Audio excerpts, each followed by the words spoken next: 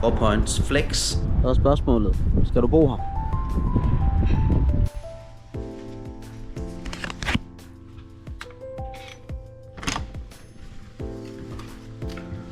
Værelset i sig selv, det virker rimelig lækkert. Det er sådan meget minimalistisk, der er ikke så meget hvide væg, og så har det her rå betonlook op i loftet. En eller anden form for linoleumsgulv, faktisk, det er meget pænt. Og så lige sådan en fin ramme rundt om sengen, og en sengegavl med lys i, som ikke bliver væk om natten. Men det er sgu meget pænt her. Der er sgu ikke så meget at sige til det. Og der er også rengøring er fin. Jeg vil lige kigge hernede og se om der er noget. Nej, der er sgu også pænt. Gennemgang af arbejdsstationen. Og vi har et smalt bord her, men selvfølgelig stadigvæk stort nok til en bærbar og en mus. Der er god plads til både at have papir frem og alt muligt. Og så er der selvfølgelig en god udsigt, så glemmer man måske at arbejde, det er ikke sikkert. Jeg vil lige hurtigt tage og kigge på stolen. Standard stol, og når man kun skal arbejde et par timer eller 3, så kan det sagtens gå at sidde i. Lad os få computeren frem og få testet noget internet. Dejlig fin stik, hvor der er jord i, og her har vi minsandten USB-C til opladning. Så det bliver mere og mere moderne.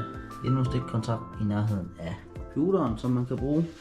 Det er ganske fint. Jeg tror, jeg kommer til at bruge den her over, fordi så lægger ledningen ikke i vejen hen over bordet. Så har jeg fået forbindelse til internettet. Her kræver det faktisk, at man er medlem af de her 4 Points eller Marriott, som ejer den her hotelkæde.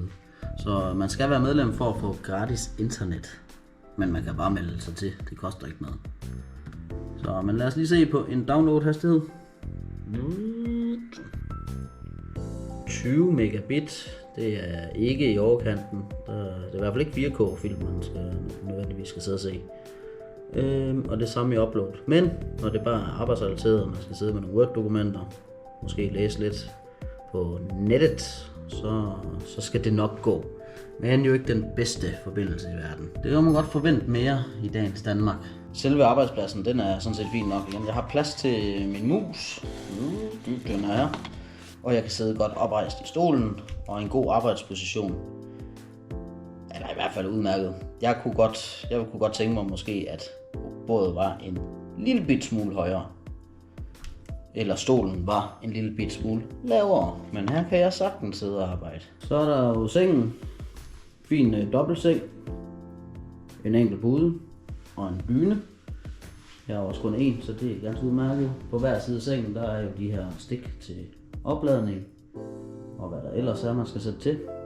Med strøm.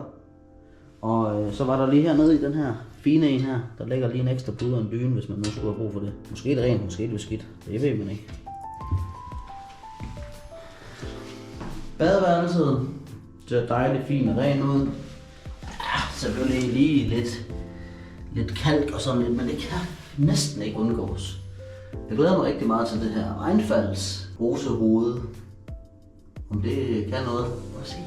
Det ser sgu lidt kalket ud, så om det bare bliver stråler, der står til højre og venstre.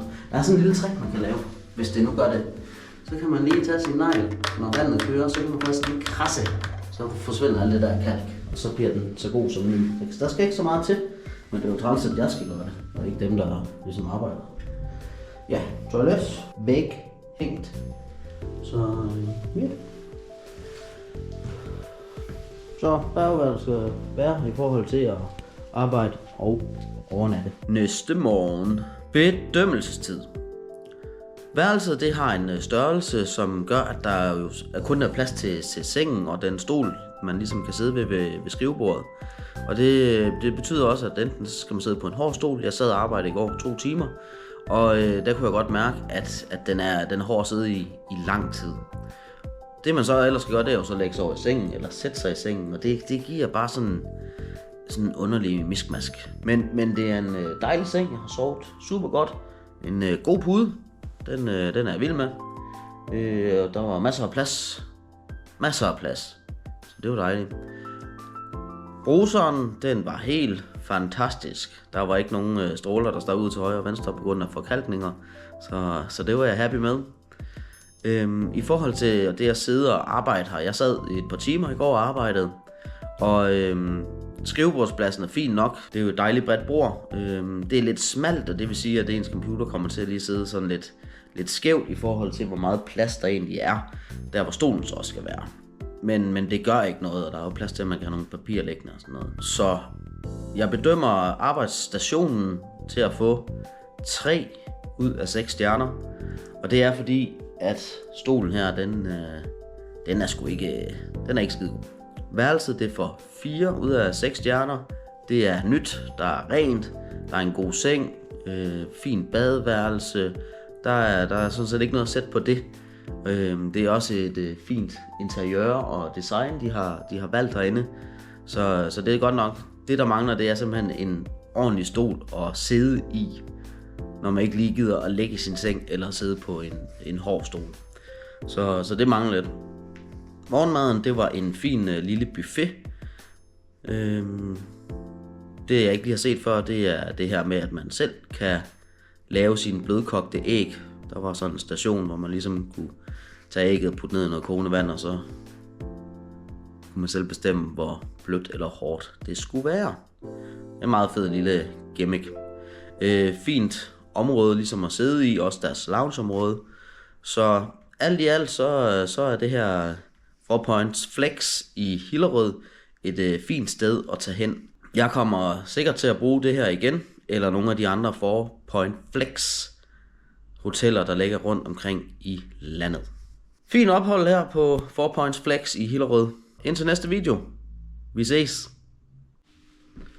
Noget man lige skal være opmærksom på, det er, at der ikke er gratis parkering her på hotellet. Der er et samarbejde med parkeringsplads lige over på den anden side af vejen, og så rundt om hjørnet, hvor det koster 120 kroner i døgnet eller sådan noget. Og så er der i et parkeringshus under hotellet, som så er styret af Easy Park, og der koster det 20 kroner per påbegyndt time. Så der må man jo gå op med sig selv, om man har lyst til at betale lidt ekstra, fordi man skal være her i nogle flere timer, så løber over de 120, eller om man ligesom tager den ekstra udgift med. Vejret er flot.